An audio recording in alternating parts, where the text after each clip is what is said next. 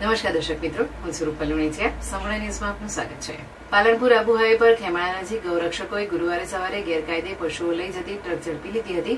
બાદમાં પોલીસને જાણ કરી ટ્રકમાં ખીચોખીચ ભરેલ 10 ભેંસો અને 3 પાડાઓ ડીસા રાજપુર પાંજરાપોળ ખાતે મોકલી આપવામાં આવ્યા હતા. આ મામલે પોલીસે ટ્રક ચાલક સહિત 2 શખ્સો સામે કાયદેસરની કાર્યવાહી હાથ ધરી હતી. માહિતી મુજબ પાલનપુરની ગૌશાળામાં એઆઈ કર્મચારી તરીકે ફરજ બજાવતા અરવિંદભાઈ જગમાલભાઈ ચૌધરીને શંકાસ્પદ ટ્રક અંગે જાણ થતા તેઓ સાથીદારો સાથે આબુ હાઈવે પર નજર રાખી હતી. ગજાનન ટાટા શોરૂમ નજીકથી પસાર થતી ટ્રકનો પીછો કરી ખેમાણા બસ સ્ટેશન પાસે અટકાવવામાં આવી હતી. તપાસ દરમિયાન ટ્રકમાં પશુઓને અમાનુષી રીતે ખીચોખીચ ભરેલા જોવા મળ્યા હતા. પાણી અને ઘાસચારા જેવી મૂળભૂત સુવિધાઓ પણ ઉપલબ્ધ ન હતી.